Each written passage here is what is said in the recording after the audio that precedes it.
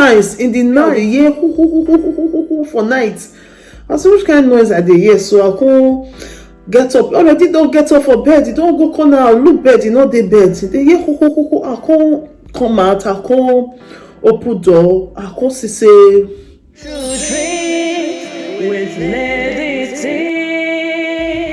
Hi everyone, welcome back to this YouTube channel, True Dreams with Lady T. Is your sister, your friend, is your girl. If this is your first time or you just come across this our channel, please consider to hit the subscribe button, click on the notification bell so you will know anytime we post video. Yeah. Thank you so much for coming around again and God bless you. For this our channel, na tori now we dey talk and na pidgin English we take dey knack our tori for you. So today we want to talk about one sister. This sister, now she cry come out. And before we talk about this story of today, this topic wey be say we need to talk about. I don't want make people come they leave comment, because they talk say, that woman too spoil, or this woman too spoil, or that one too spoil, or Lady T too spoil. I don't want all those kind of comments for you, because this one a mature topic wey be say we need to talk about, because especially we Africans, we don't want more they talk about these things. So they feel say it dey bad. But it dey cause so many damages for marriage. It dey make so many marriages they break. It dey make so many relationships they break. Because now wetin relationship make for. So now wetin we need to know. Some people no want talk about, they suffer for inside house, for inside. Some people no want voice their opinion, but they die for inside house. So now this woman now bring this matter come due to the story we do for live video about 2 weeks ago, when one lady talk say she get 2 men for her life. One dey 60, while the other one young. The 60 years they very nice, but the walking stick na no go area, while the young one so he no know wetin he want do now, because he no fit stay say he no do, because that one not just the for sure at all. He just be like vegetable, but due to the video after we do and some people, everybody say their opinion, and people will be say they not feel watch that video for live, they still call me one-on-one, they still say their opinion. But this particular woman, she can't call me, she can't talk her opinion, and she can't say I beg make I bring this her own comment. Even want make people shook mouth put whether she dey take the wrong step or she dey do the wrong thing, she no know. I dey bring this story come out because say I know say no be only this woman dey inside wear this kind shoe. Many ladies wear this shoe, but they don't know how to voice it out, because if you tell people, they will laugh you tell your friends, they will use it against you tomorrow. So just come into this channel for the comment section. You will hear your opinion, you will know what to do, because I trust my precious people, my beautiful people, my responsible people, that they will leave correct comment for there will be say you will pick sense for inside if you dey or wear the same shoe with this woman for this story we want to talk. So this woman, she say she marry her husband, they don't get 3 children, that they live. She not be the type wey be say she like jogodo like that, but sometimes body dey now body dey tell person say hey, it does still reach the time, don't they miss the washing machine water, because sometimes when you don't miss the washing machine water for your body go dey do it ken. You need them, because now wetin your body needs, people they will be say they never do it for years. If you never do it for years and all your life, you feel no need them. But if you don't feel they do it, there's a time when you say your body will really need them, and you need to give them. You understand? Especially when you say you marry, you dey the same house with your husband. If you dey alone, you feel your mind feel no dey there, because nobody dey there when go give you. But if you dey with man for house, your body must always tell you say you need them. So this woman say since 8 months her husband never call her, and she don't know what she want to, but she don't tell the husband people, call them, they don't call the man say what he concern there, me they don't shook man put for a marriage, not be they go tell him how he go take run a marriage. And this woman, she's dying in silence, for 8 months now. Nothing, no show. I remember those days when I dey young, when they say no touch am, no sleep with am. Me, I can't think say maybe not that thing. I can't imagine say, but they us together. Now we should be saying no sleep with am. Now when I don't dey mature, they can't they not say okay. Now that one be the thing where we say they even they call it bed put. They will sit down, they will come judge and say, why you not dey give this woman wetin he wants? They go dey question the man. It dey happen that time. So why e be say if they talk am now, you come be say na taboo? No. So this woman say no know wetin he want to say because he just dey inside river, soap dey enter him eye. No be say the thing really dey hungry or he wan go outside, but he just prefer make you pack her children, just be single mother. She go just know say she be single mother because the life that she is living is like a single mother life. The man no dey even dey show concern, no dey care. Be like say na yarn the brother na dey house. Now all this one na dey cause am wey be so now see say some women they go dey shook leg for her side. Because woman wey short belle full, e no dey go outside now. This woman now don dey suffer for 8 months now. If this woman dare picture go outside now, go shook leg for outside, people come dey say, hey mommy, he put leg for her side. But they don't know wetin this woman dey pass through. She has been passing through this thing. Please do something, my brother. Try to explain if there is any problem. I believe she will help you. She says she's ready to help, but you know they open up. Try to open up because she not fit force word for you from your mouth. I see how this woman say, are you sure say you still love this your husband? He say why she not go love her husband? Now the man born 3 children for. You go love her now. So wetin make me even see they bring this matter they come now? The worst part of it be say the man na one of our big fan. According to the wife, he say every time I will not never enter live video, just sit down, they wait, say lady T wan enter live video. So if the man dey watch this video now, maybe you go dey understand say na his story be this. Please, my brother, as you dey watch us, God go bless you. But do the rightful, do the need, because your wife is suffering since 8 months. Okay, make her have this woman say, oh, now they quarrel. He say they not quarrel. Maybe say maybe go say why is not punish you. Okay, wetin come make her not gree chop this apple now? He come to say she say she no know. Let me come to say I be the work is still get problem. Maybe problem dey. You need to help your husband out. He say never tell her say you get problem. I say even tell her say you get problem, you go see find solution. Know how you go take help her out. Now so if you see try to go there, go here, you understand. He say no dey even dey gree me near now. Kaka if you want sleep now, so you go wear this thing, whether na iron pants you go wear. You go tie kakaraka. No dey gree me even near there at all. Now go say you no even dey see and say the thing even dey rise as in the morning when you see and say you go see hen. He say no dey say like that too. That's the problem all day, but the man no talk.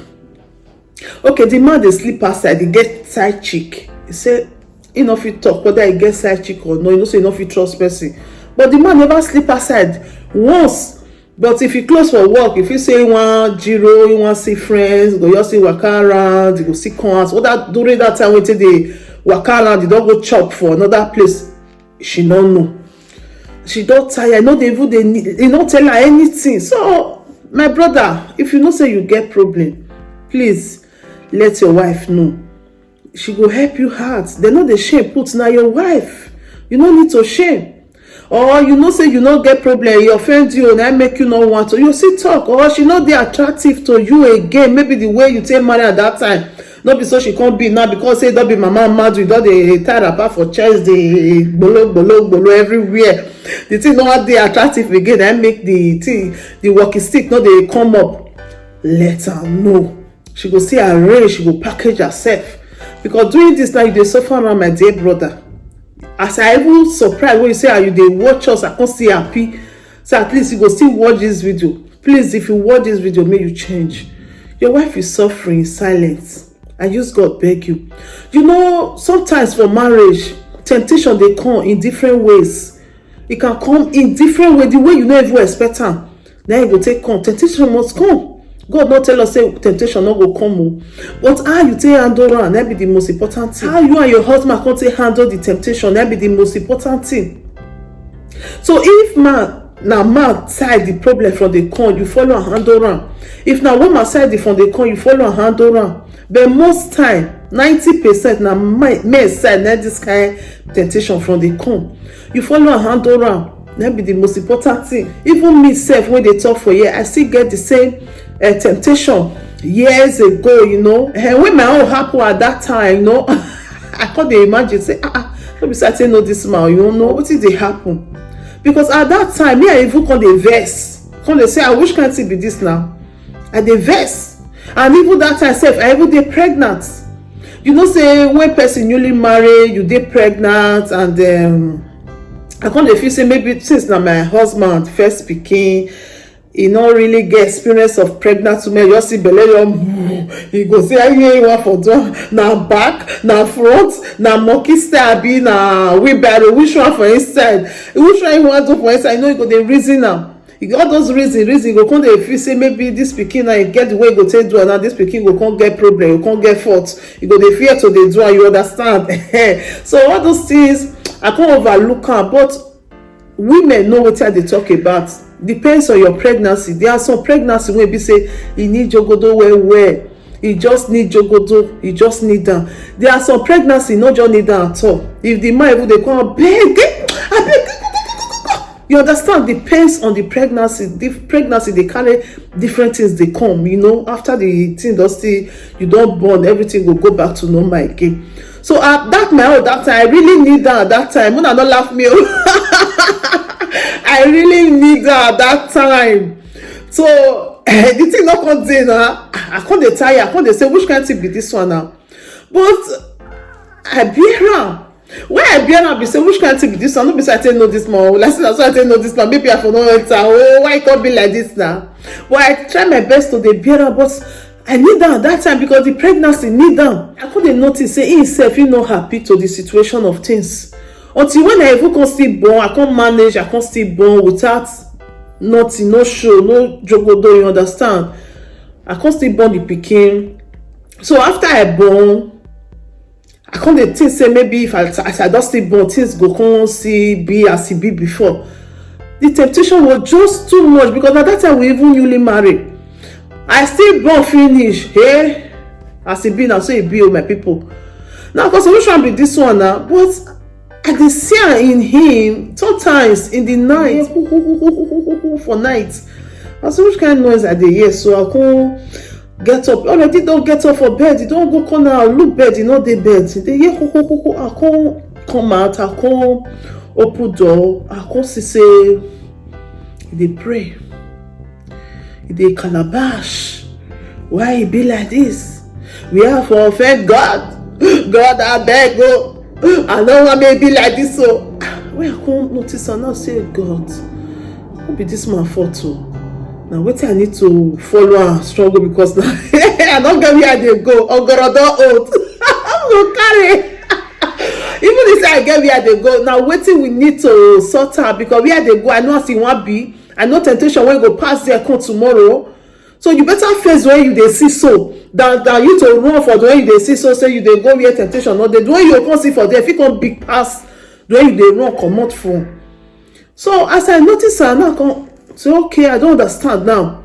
Now say this battle we go fight am together. Now so we call the calabash, they band, you know, they fast, they pray, midnight prayers, 2 of us together.